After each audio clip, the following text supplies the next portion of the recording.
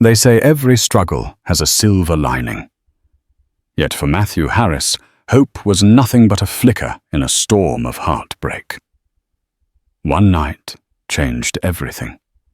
A desperate rush to the hospital, a single father clutching his son's hand, and a spiraling hospital bill he could never afford. Just when Matthew thought his world would collapse, an unexpected angel emerged. A mysterious woman paid for his son's treatment without saying a word about why. Was it simple kindness, or did she hold a secret that would change Matthew's life forever? Stay tuned to discover how fate and compassion collide. Matthew Harris stood on the balcony of his modest fifth-floor walk-up in the Bronx, surveying the flickering city lights. The night air was humid, sticking to his skin, like a reminder of the weight he carried on his shoulders. At 29, he felt older than most men his age, and for good reason. Fate had dealt him a cruel hand. A devastating accident 3 years earlier had claimed the life of his beloved wife Anna, leaving him to raise their son Ethan alone. Ethan was fat now, small for his age, with big inquisitive eyes and curly brown hair that reminded Matthew of Anna's. Every time he looked at his son, he saw the echo of the woman he loved, and the memory stirred both sorrow and determination. He had to be strong for Ethan. That was his solemn vow.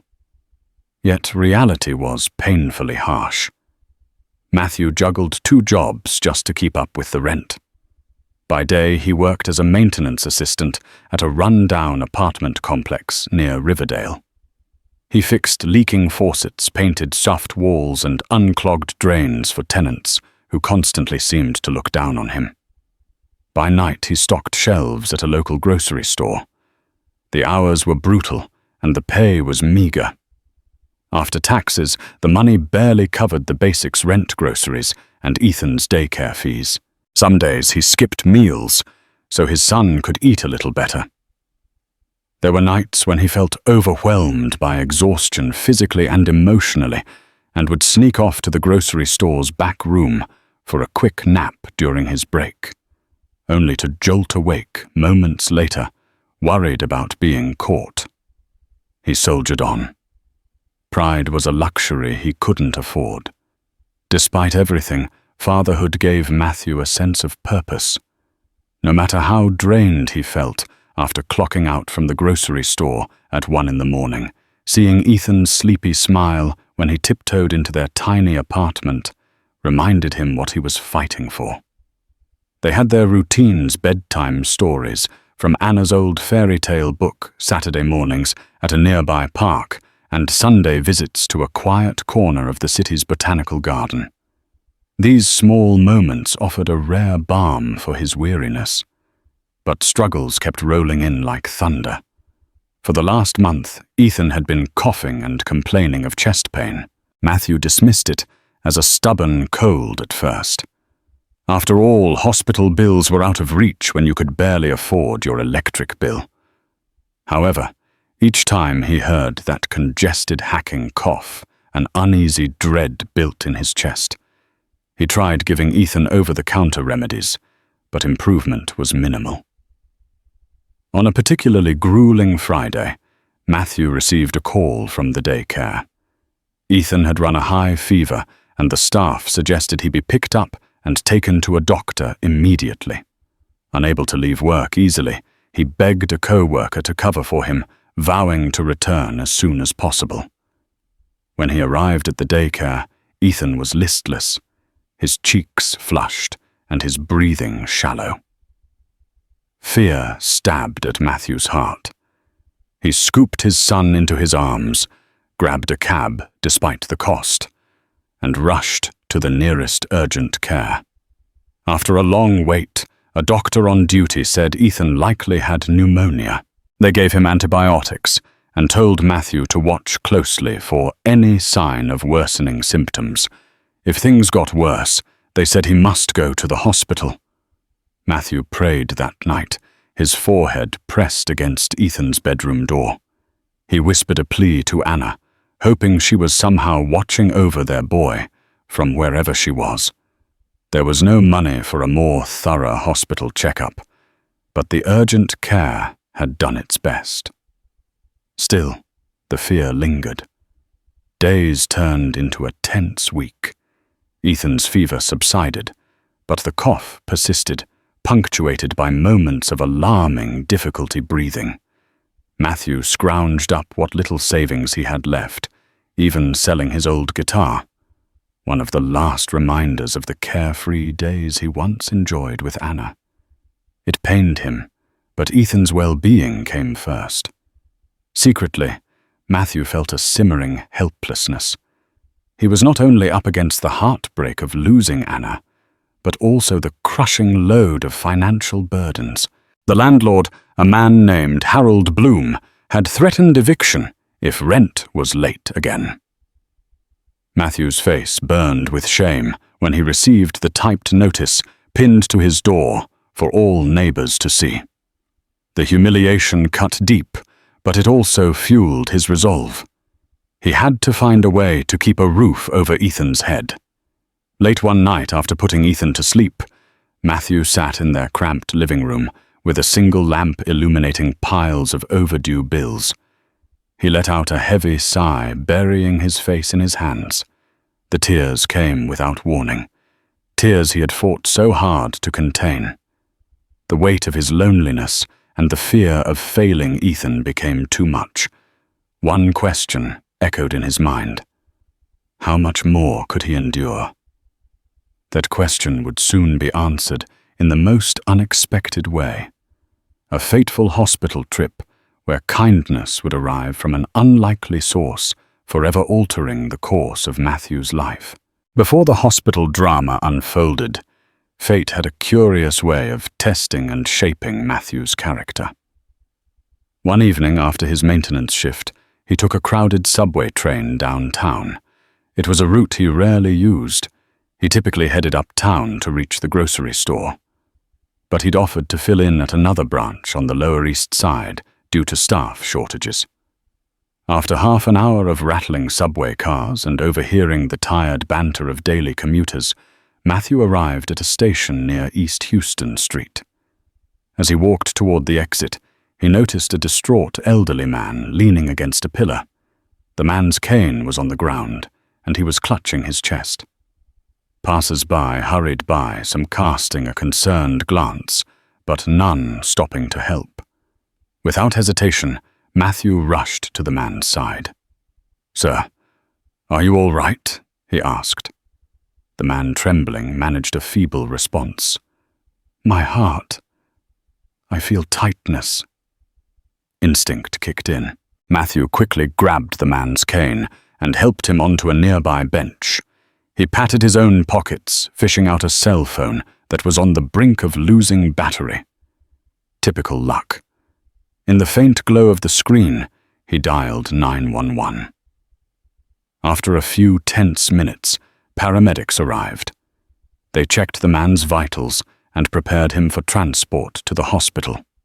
In the midst of the commotion, the elderly man clutched Matthew's hand. "Thank you, son," he breathed.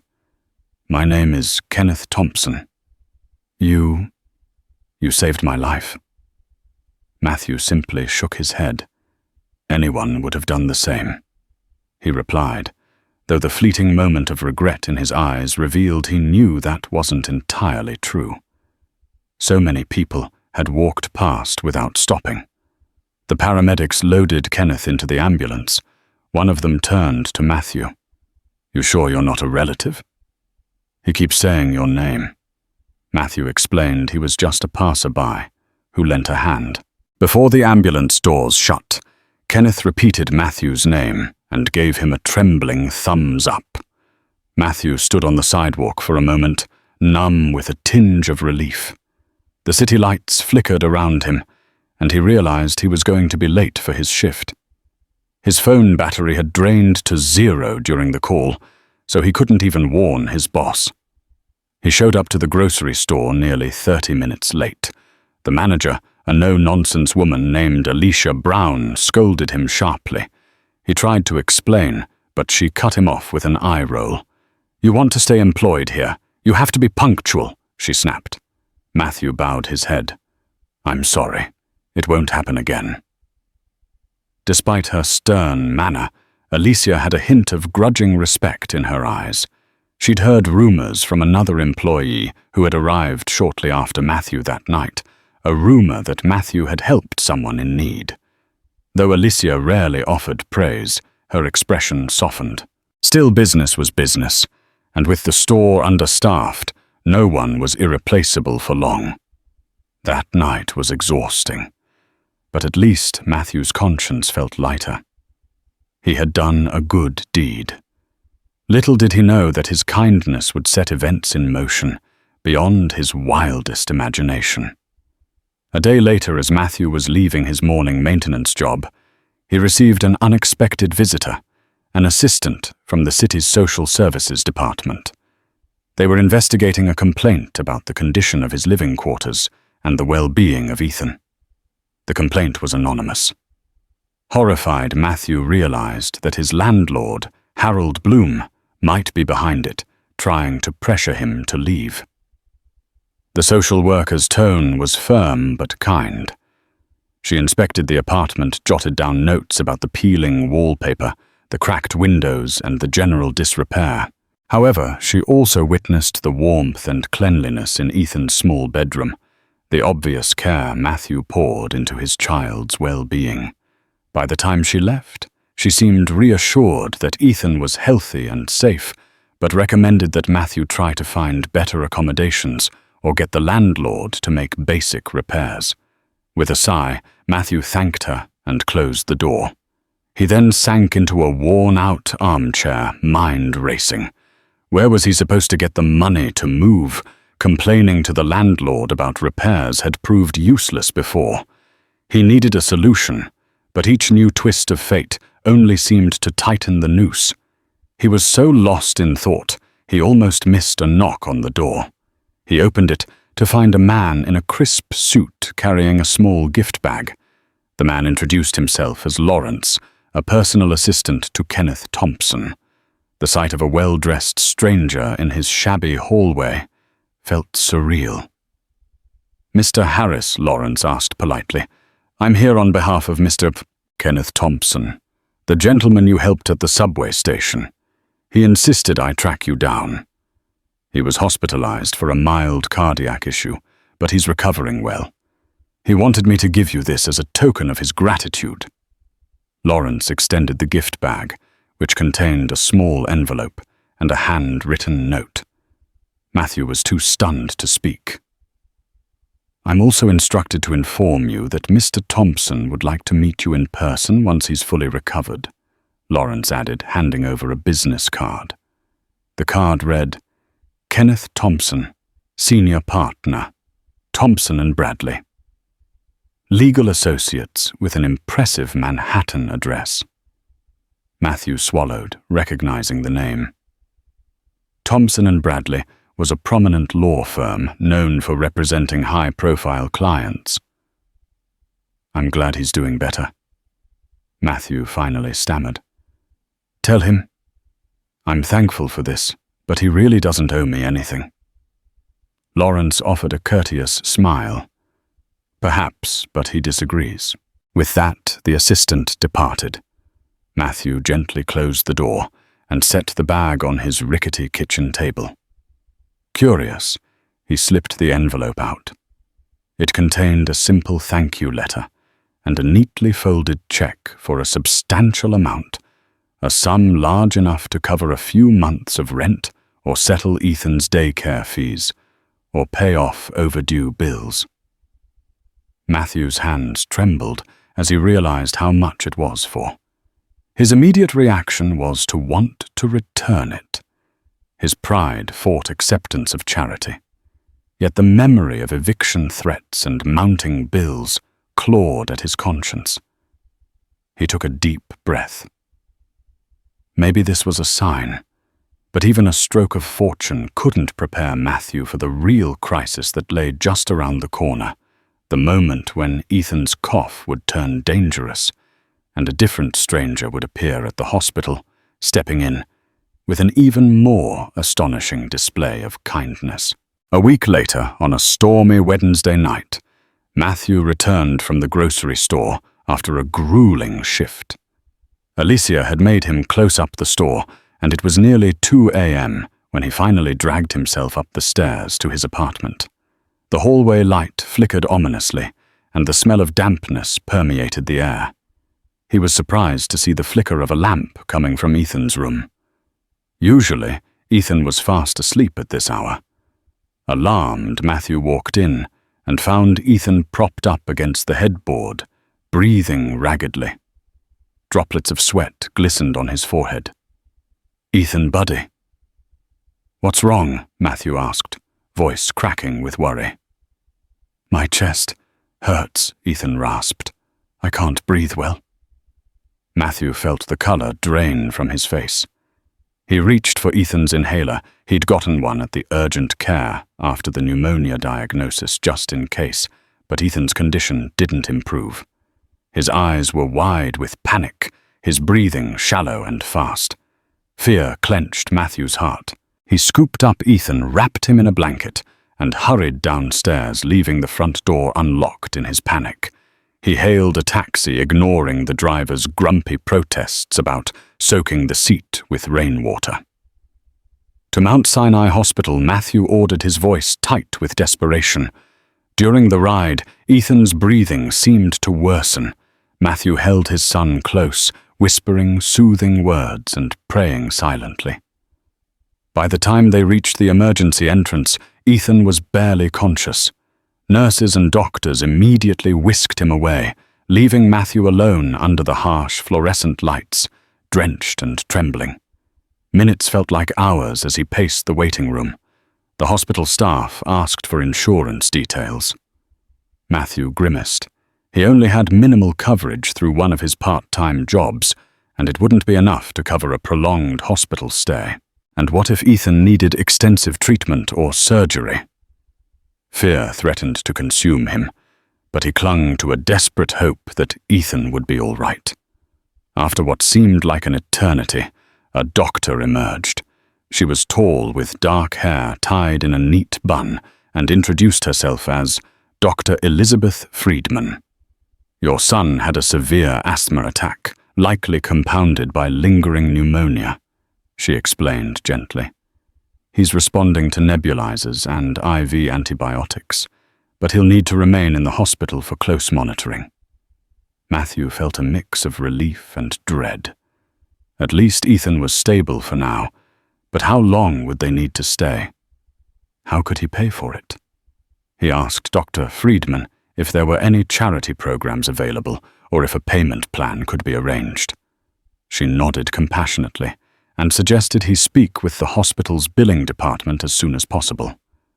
An hour later, they let Matthew see his son. Ethan looked small and fragile in the large hospital bed, tubes and wires connected to machines that beeped steadily.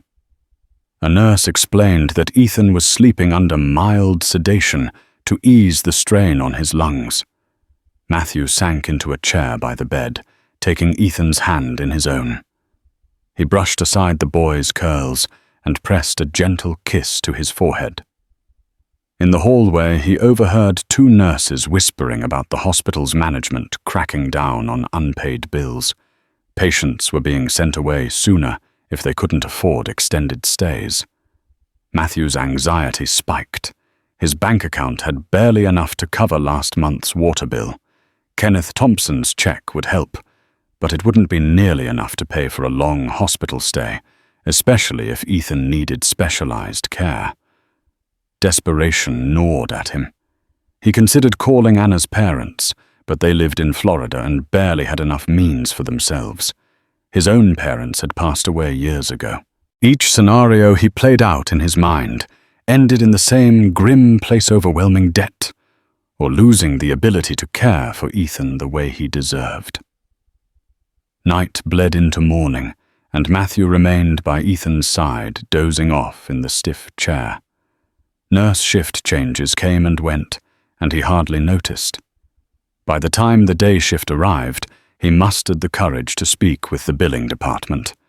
They handed him a packet of forms, the sheer thickness of which made his stomach churn. "We'll do our best to work with you on a payment plan," the clerk assured, though her rehearsed tone was anything but reassuring. The quoted cost for a few days in the pediatric ward was already astronomical. If complications arose, the cost could skyrocket. Matthew returned to Ethan's room in a daze. He watched his son sleep, tears pooling in his eyes. "I'm sorry," he whispered, clutching Ethan's small hand. "I wish your mum was here." She'd know what to do. His thoughts drifted to Kenneth Thompson's offer. Perhaps he could call Mr. Thompson's office, ask if he knew any lawyers who dealt with medical bills, or if there was some way to set up a more manageable arrangement. The notion of asking for more money made him feel sick with guilt. But he couldn't let Ethan suffer because of his pride. Just as Matthew was about to leave the room to make that call, an unexpected visitor appeared in the hallway. A woman he had never seen before. She wore a stylish yet understated dress, her brown hair neatly parted to one side. She approached hesitantly, as though she wasn't sure if she should be there. "Excuse me," she said, softly. "Are you Ethan's father?" Matthew nodded, confused. The woman offered a gentle smile. "My name is Emily Harrington.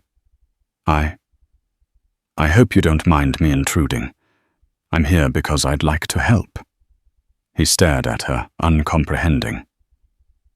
"I'm sorry. Do I know you?" Emily shook her head. "No. I saw you rushing in last night. My nephew is being treated down the hall. I saw your son's condition, and I overheard some of the nurses talking about financial concerns. I'm sorry I didn't mean to eavesdrop.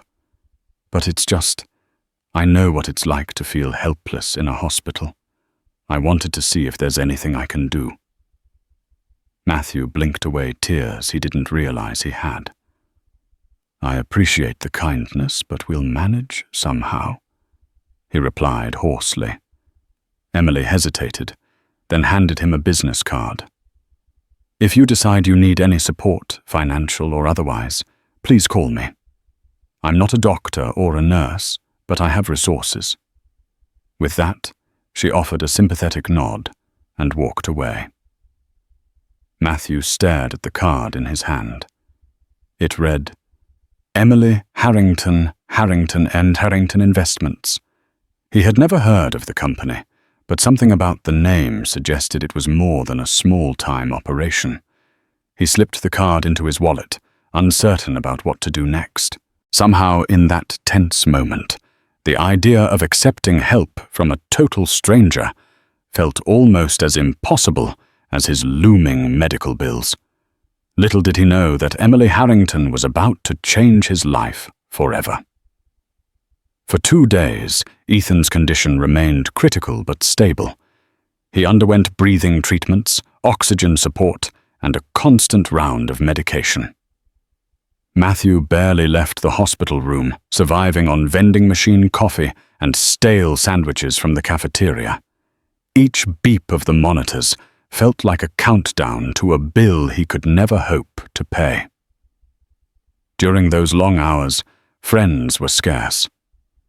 A kind co-worker from the grocery store named Rosa visited once to drop off some clothes and snacks. She offered moral support, but had her own family obligations to tend to. Meanwhile, Alicia Brown grudgingly granted Matthew unpaid leave for a few days, but warned that any extension beyond that would cost him his position. It was a harsh ultimatum, yet it was the reality of a job that saw employees as replaceable cogs. Late in the afternoon on the 3rd day, a nurse came by with a stack of papers. "Mr. Harris, we need your signature for an extended stay, if that's what the doctors recommend. However, the hospital also needs a payment guarantee." She explained gently, her eyes scanning Matthew with sympathetic concern. Matthew's heart pounded. He was at a crossroads sign, the papers and commit to a financial nightmare or try to discharge Ethan sooner, risking his health. Unable to bring himself to make such a choice, he asked for an hour to think. He sank into the chair beside Ethan's bed, burying his face in his hands. Images of eviction notices, hungry nights, and now the potential for a life-threatening relapse haunted him. His phone buzzed a text from Harold Bloom, the landlord, reminding him that rent was overdue.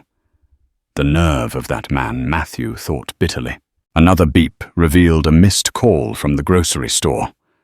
Probably the manager checking if he'd be returning soon, or if they should begin hiring his replacement. His gaze flicked to the wallet in his pocket. Inside, he knew there was Kenneth Thompson's business card and check, and also Emily Harrington's contact information. 2 potential lifelines, yet both were overshadowed by the burden of accepting charity. Matthew's pride had taken a beating for so long that he wondered if there was any of it left to protect. His eyes drifted to the quietly beeping machine hooked to Ethan. With each beep, he felt a jolt of reality. His pride meant nothing compared to his son's life. Decision made, he fished out Emily Harrington's card. The phone rang 3 times before a calm, pleasant voice answered. "Hello, Harrington, Investments. How can I help you?" He cleared his throat. "May I speak to Emily Harrington, please? This is Matthew Harris." A few moments later, Emily came on the line. "Mr. Harris." "Is everything okay?" she asked, her tone sincere. Matthew swallowed his pride. The hospital says we need a payment guarantee. I'm in a tough spot. You mentioned you have resources. If there's any way you could help with a short-term loan, I'll repay you every cent once I'm back on my feet." "Of course," Emily interjected gently. "I'd be happy to help in any way I can. Let me speak with the hospital's billing department directly and see what we can arrange. Trust me, we'll find a solution." He exhaled slowly, relief fighting with embarrassment. "Thank you," he managed, his voice cracking. True to her word, within an hour, Emily arrived at the hospital with a checkbook in hand, along with a hospital financial counselor. Matthew stood by, numb and grateful, as Emily calmly discussed the fees and negotiated a fair deposit to cover Ethan's extended stay. When she handed over the check, it felt like something out of a dream. The crisp white slip of paper, scrawled with numbers far beyond Matthew's meager savings, was enough to keep Ethan hospitalized without fear of abrupt discharge. Once everything was finalized, Emily turned to Matthew, smiling. "Now that's settled, you can focus on Ethan's recovery." Matthew wanted to say so much, but words failed him. Finally, he muttered, "How can I ever repay you?" Emily waved a dismissive hand. "We can work out the details later. Right now, it's about your son getting better." He looked at the woman before him, poised, compassionate, and clearly wealthy. Why would she do this for a stranger? The question burned on his tongue, but gratitude won out, and he swallowed his confusion. Over the next few days, as Ethan's health steadily improved, Emily became a fixture at the hospital. She brought small gifts, puzzles, coloring books, stuffed animals to brighten Ethan's room. She also brought fresh food for Matthew, encouraging him to eat something beyond stale vending machine snacks. When Ethan was awake, he took an immediate liking to Emily. She had a gentle warmth that put him at ease, and she often read him stories or played simple games to pass the long hours. Matthew noticed that while Emily kept her phone close, presumably to handle business matters, she never seemed hurried or impatient. She treated Ethan's well-being as her priority. During a quiet moment, Matthew mustered the courage to ask, "Why are you doing all this?" Emily smiled softly, her gaze drifting to the window, where the city skyline was visible in the distance. "A few years ago, my sister was very ill and we couldn't afford her treatment. We didn't have insurance coverage for the specialized care she needed, but a close family friend stepped in and paid for everything. It was a kindness I could never repay. My sister ultimately recovered, and ever since I've tried to pay it forward whenever I can. Besides, she paused, choosing her words carefully. I believe in helping people who are willing to do everything in their power to help themselves. I see that in you, Matthew. His throat tightened with emotion. Anna had believed in paying kindness forward, too. It was part of why he'd stepped in to help Kenneth Thompson that night, with no expectation of any return. Now, ironically, someone else was doing the same for him. The day finally came when Dr. Friedman deemed Ethan well enough for discharge, provided he continue his medications and follow-up visits. Relief washed over Matthew. They left the hospital with a stack of prescriptions pamphlets and instructions, and one enormous debt to Emily Harrington. As they walked out into the crisp morning air, Ethan clutched a new stuffed dinosaur Emily had given him, pointing excitedly at the passing ambulances. Emily led them to her sleek black SUV in the parking lot, insisting on driving them home. Matthew glanced down at his worn sneakers and threadbare jacket, painfully aware of the stark contrast between their lives. Even so, a sense of gratitude welled within him. He realized that no matter how bleak things got, there were still good people in the world. For now, that was enough to cling to. Little did he know, Emily Harrington's kindness was just the tip of a vast iceberg, one that would soon reveal hidden facets of her life, along with possibilities Matthew never dared imagine. Back at the cramped apartment, Matthew laid Ethan in his small bed. The boy was exhausted, but on the mend, drifting off quickly under the combined effect of medication and sheer fatigue. Emily lingered by the doorway, surveying the surroundings with a thoughtful gaze. The living area was tiny, with peeling wallpaper and a modest kitchenette that had seen better days.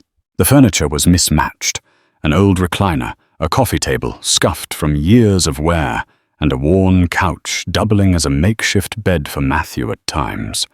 A small TV perched on a wobbly stand in the corner. It was evident that Matthew was doing everything he could to make it livable, but the building's overall condition worked against him. Emily spoke softly, as if not to wake Ethan. "I understand you're behind on rent. How much do you owe?" Matthew tensed, shame washing over him. "I can handle it," he replied defensively. "I have some savings. I also have a check from someone else I helped out. I'll be okay." Her eyes narrowed with gentle concern. "All right. But if you need help, promise me you'll ask." He managed a weak nod, the instinct to protect his pride warring with the cold reality of his situation. Over the next few days, Matthew's life took a dramatic turn. Hospital follow-ups demanded his attention, and every phone call with the grocery store felt like another nail in the coffin of his job. As predicted, Alicia Brown eventually delivered the final blow. His position had been filled to keep the store running smoothly. He also received a notice from Harold Bloom, stating that if the rent plus late fees weren't paid in full by the end of the month, eviction proceedings would begin.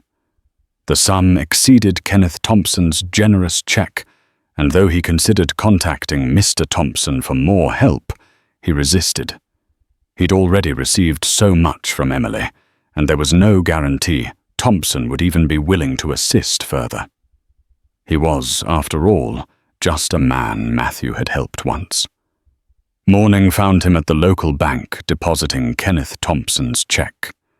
For a moment he entertained the idea of paying the rent in full, but that would leave little for groceries bills and other expenses. He needed a stable source of income, and he needed it soon. That afternoon, he tried job hunting. With a resume listing maintenance and grocery stocking, the prospects were slim. He returned home feeling defeated, only to find Emily standing at his doorstep.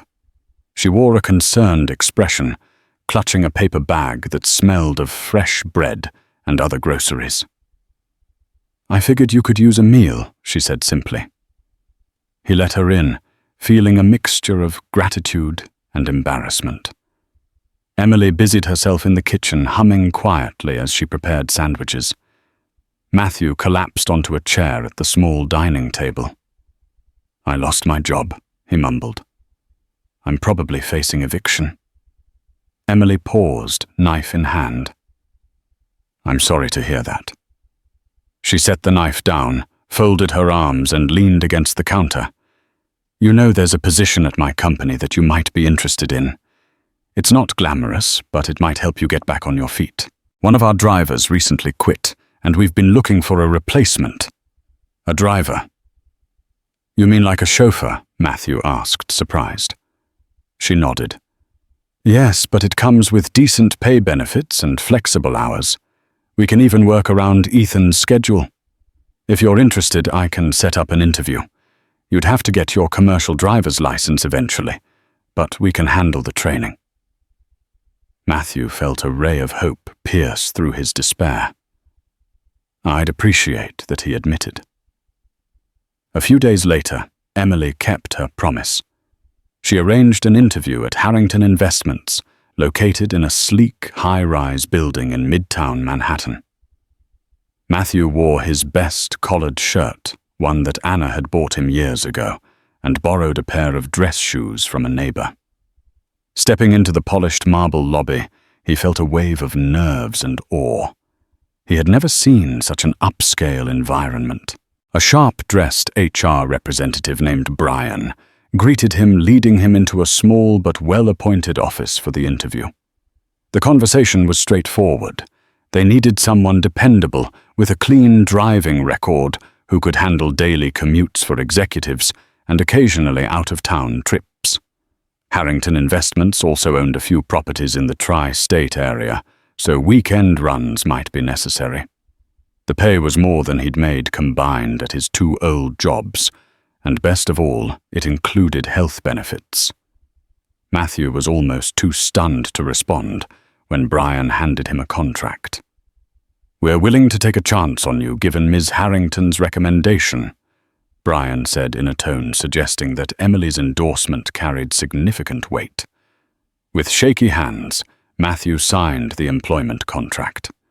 It felt like a lifeline, maybe the first genuine step toward escaping the downward spiral he'd been caught in. When he left the office, Emily was waiting in the lobby, her face lighting up when she saw the grin on Matthew's face. "Thank you," he said, his voice brimming with emotion. "I don't know how to express my gratitude." She just smiled. "I'm glad I can help. Welcome to Harrington Investments." As they walked out together, Emily's phone buzzed with a message. She glanced at it, her smile fading for a split second, replaced by a flicker of anxiety or perhaps sadness. It was so brief that Matthew might have missed it if he hadn't been studying her face. She quickly put the phone away, but Matthew couldn't shake the feeling that Emily was wrestling with her own demons. Life, he realized, wasn't a one-way street of kindness. Sometimes those who gave the most were the ones who needed help as well. He didn't pry, but a seed of curiosity planted itself in his mind. What secrets did Emily Harrington keep hidden behind her poised demeanor and generous heart? A week later, Matthew started his new job. Harrington Investments assigned him a black sedan from their fleet, instructing him on executive pickup schedules, routes to the airport, and client meeting locations. While the position was somewhat menial in the grand scheme of the company, it was a remarkable leap forward for Matthew. He spent the days ferrying various employees and sometimes high-profile clients across the city. The regular paychecks were a godsend. He managed to pay Harold Bloom part of the overdue rent staving off immediate eviction, and with the next check, he'd settle the rest. For the first time in ages, Matthew felt a small spark of optimism. On a crisp autumn morning, he was assigned to pick up none other than Emily Harrington herself. She glided out of the Harrington Investments building, wearing a charcoal grey suit and carrying a sleek leather briefcase. Sliding into the back seat, she gave him a warm smile. "Good morning," she said. "How's Ethan doing?" Matthew glanced at her in the rearview mirror, returning the smile. "He's much better, thank you. He misses you, actually. You left quite an impression." Emily nodded, her eyes flickering with fondness. "I'll have to visit him soon. Let's stop by a bakery near Fifth Avenue first, then head to the Harrington Foundation office." Matthew was aware that Emily served on the board of the Harrington Foundation, an organization rumored to manage philanthropic endeavors.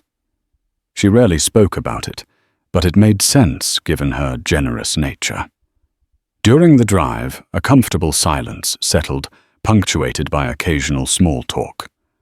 Matthew was grateful for a boss who treated him with genuine kindness instead of typical corporate detachment. Yet beneath Emily's friendly demeanor, he sensed an undercurrent of tension. She frequently checked her phone and typed messages, her expression hinting at stress. When they reached the bakery, Emily asked him to wait outside. She emerged a few minutes later with a box of pastries, handing one to Matthew through the window. "Coffee is inside," she said with a wink. "You deserve a break too, you know." He was taken aback by the gesture. Employers rarely extended such thoughtfulness. "Thanks," he mumbled, biting into the warm pastry, the buttery sweetness lifting his spirits. Later that afternoon, Emily had a meeting at the Harrington Foundation's offices, a smaller, less corporate space than Harrington Investments. She requested that Matthew wait for her in the lounge area. While flipping through a magazine, he couldn't help but overhear a conversation through the half-open door of a nearby conference room. An older man's voice, authoritative, yet tinged with irritation, echoed. "Emily, you're stretching our budget too thin. We can't just approve every charitable project that crosses our desk." Emily's reply was measured yet passionate. "I'm aware of our constraints, Charles, but we have a responsibility to use these funds for their intended purpose. My father established this foundation to help people, not to let money sit in an account while we debate over details." There was a tense pause. "We have to be strategic," Charles insisted. "You're letting personal emotions drive your decisions. That's not good business." The voices lowered, and the conversation continued behind closed doors. Matthew felt like an intruder. He stood up and moved farther away, trying to ignore the muffled debate. But a nagging question lingered: was Emily under pressure from her board to limit her charitable giving? When Emily finally emerged, she looked strained. She forced a small smile. "Let's go, Matthew," she said quietly, heading toward the elevator. He escorted her back to the sedan, wrestling with the urge to ask if she was okay. Eventually, as he navigated the city streets, he ventured softly. "Everything all right, Miss Harrington?" She gazed out the window, her reflection superimposed on the bustling sidewalk scenes. "It's complicated," she replied. "You know how boards and budgets can be. Lots of differing opinions." He nodded, unsure if he should press further. She fell silent after that, lost in her thoughts, and he respected her privacy. Yet the image of her standing firm in that foundation meeting lingered in his mind. Her father's philanthropic legacy weighed heavily on her, it seemed, fueling her desire to give. In the weeks that followed, Emily continued to visit Ethan on the weekends, sometimes bringing small gifts or homemade meals. Ethan adored her, drawn to her kindness and gentle laughter. The more time Matthew spent around her, the more he admired her unassuming grace. At work, she was professional and composed, but underneath, he sensed a deep compassion. During one such visit, Emily and Matthew ended up in the kitchen while Ethan napped.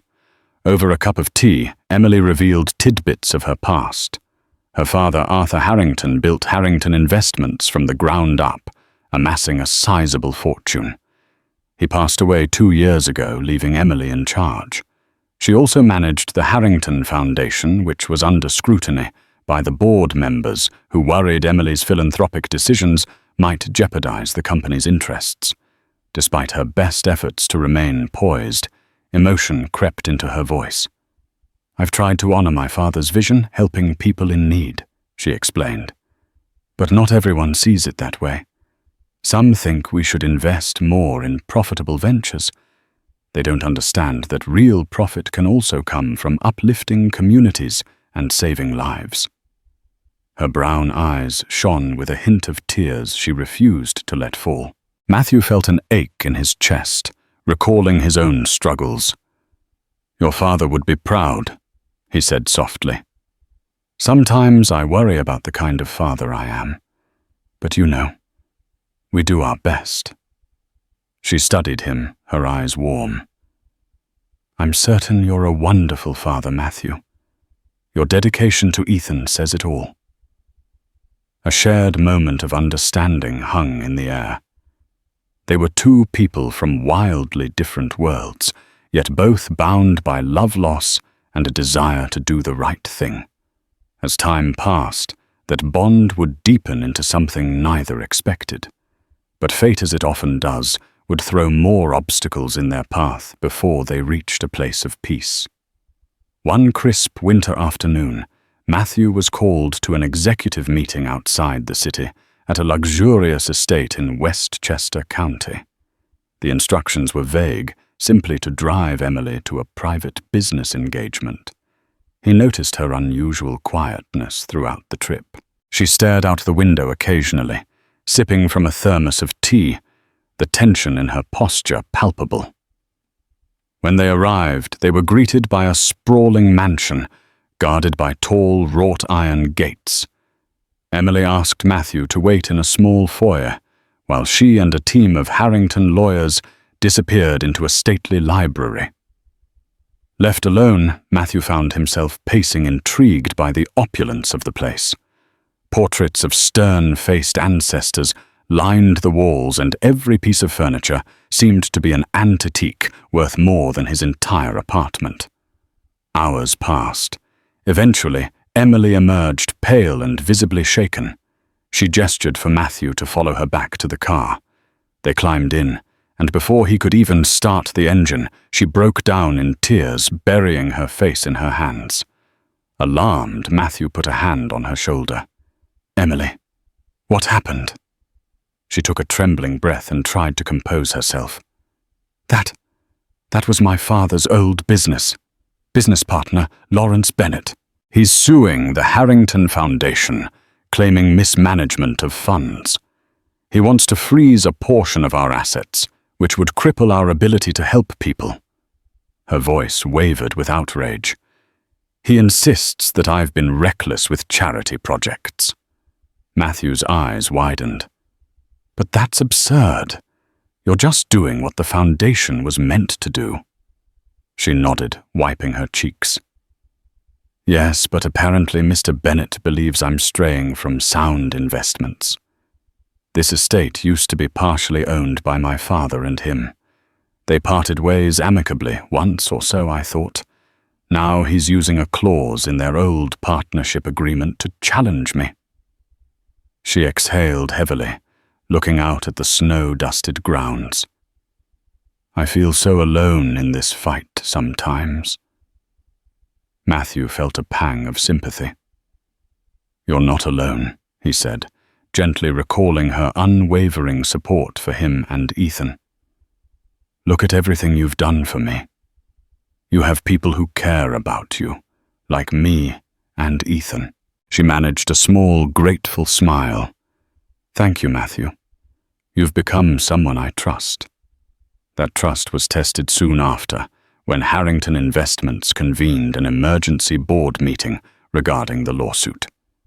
Emily was forced to defend her financial choices, her father's legacy, and even her personal involvement in philanthropic projects. Some board members echoed Bennett's criticisms, arguing that Emily had grown too emotionally invested, citing her covering of a stranger's hospital bills as evidence of irrational spending. Matthew, though not privy to the closed-door sessions, heard whispers in the corridors. Rumors abounded that Emily might lose her position if the lawsuit went south, and a more conservative executive could take charge someone who would slash philanthropic endeavors. With each passing day, the tension at Harrington Investments grew palpable. Amid the swirling drama, Matthew found himself in a precarious position. He owed his livelihood and his son's recovery to Emily. If she lost control of the company, would that mean he'd also lose his job? Anxiety gnawed at him, and the old spectres of insecurity crept back in. One late evening, after ferrying Emily from a particularly grueling board meeting, Matthew saw the exhaustion etched on her face. "You can drop me off at my penthouse," she said, softly, giving him the address. As they pulled up to a sleek, high-rise building near Central Park, Emily lingered a moment before stepping out. "I'm sorry I can't invite you in," she said with a wan smile. "I have a conference call in a few minutes." Matthew nodded politely. "That's okay. Get some rest if you can."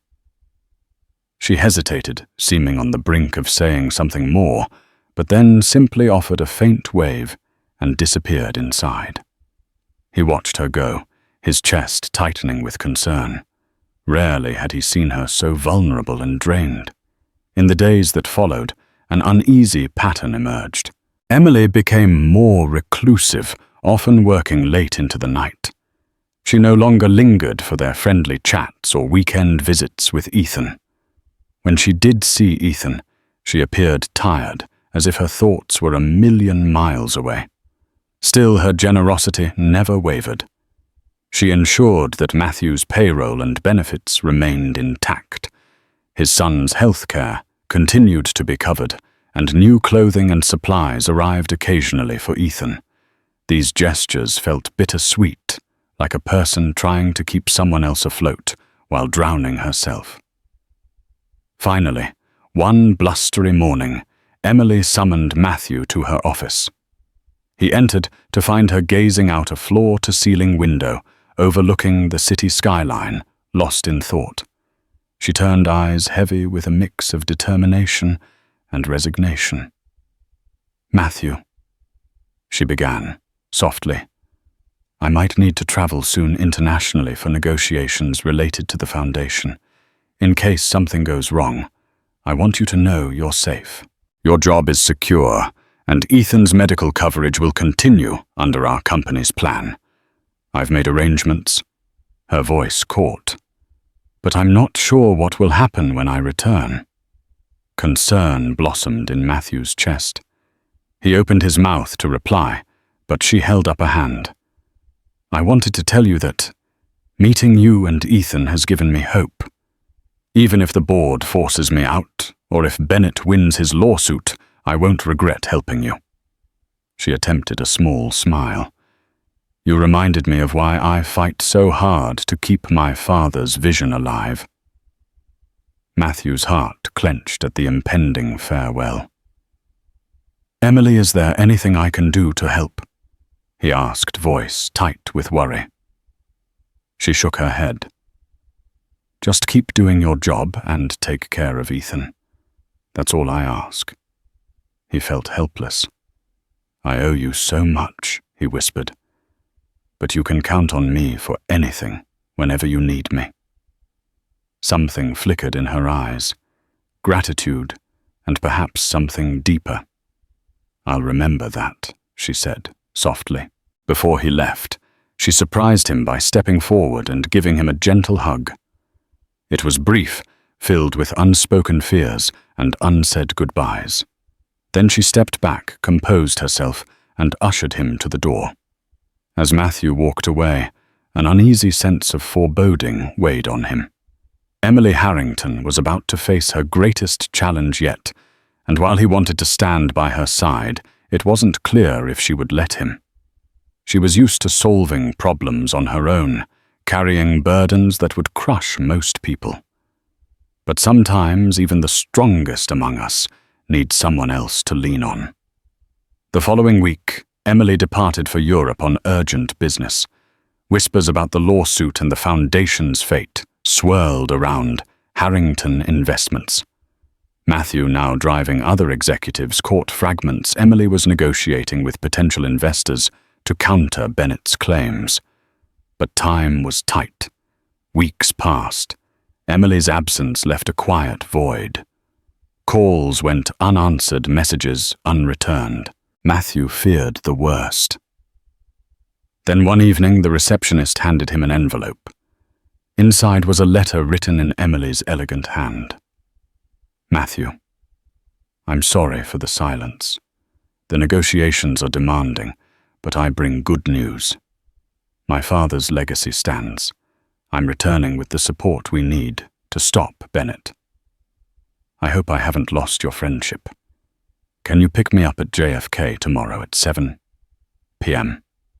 Emily. Relief flooded Matthew. The next evening, he arranged for Mrs. Morris to watch Ethan and headed to the airport. When Emily emerged from the arrivals gate, her tired smile said everything. She looked worn but victorious. The drive back was quiet. Emily dozed in the back seat, her head resting against the window. When she woke, they were passing through Midtown. I'm back, she whispered. Then leaning forward, she added, Can we make a stop?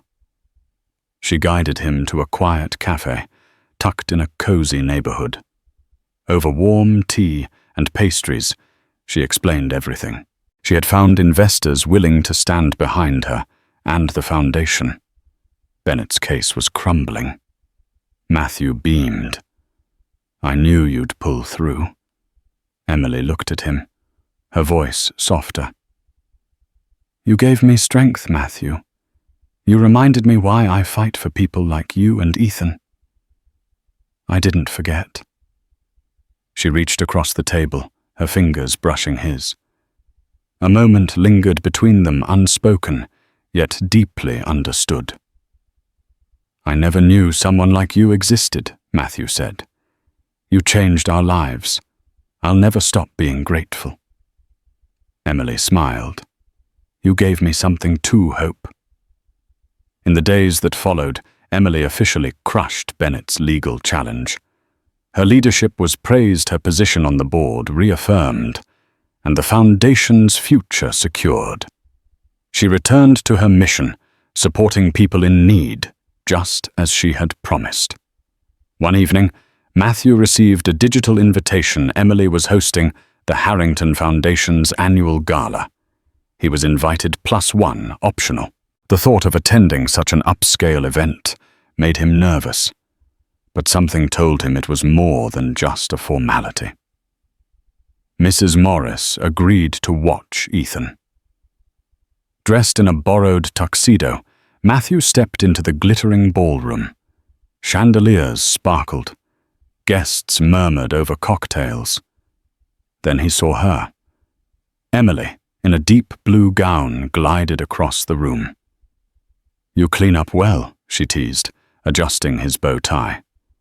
You look stunning, he said. Throughout the night they mingled, spoke to donors, and celebrated the foundation's victories. Emily shone in the spotlight, but always kept Matthew close. Later on, a quiet terrace, they looked out over the Manhattan skyline. I still can't believe all this, Matthew murmured. Emily turned to him. Matthew, I care about you, about Ethan. I want to see where this goes. His heart pounded. He reached for her, brushing a lock of hair from her face, and kissed her gentle, honest, filled with everything he'd been holding back. When they parted, she smiled. "So, is that a yes?" He nodded, breathless. "Yes. 1,000 times yes." They had faced eviction hospital bills, lawsuits, and found not only survival, but love. Together, they'd built something real, something lasting. And this time, it wasn't built from desperation, it was built on hope. Underneath the dazzling lights of Manhattan, Matthew Harris and Emily Harrington found something extraordinary: the healing power of compassion and the promise of a new life. A struggling single father's act of kindness to an ailing stranger led him to a woman who repaid that kindness 1,000-fold. Together they overcame cruel odds, unpaid rent, towering hospital bills, lawsuits, and corporate treachery. In the end, they discovered a love that promised both security and devotion, binding their hearts in a union forged by mercy and mutual respect. And now, dear listener, if this story inspired you, if it reminded you that hope thrives even in the darkest of times, please remember to like, share, and subscribe. Your support helps us bring more stories of resilience and redemption to life. Spread the word, and let's continue shining a light on the power of empathy and the triumph of the human spirit. Thank you for tuning in,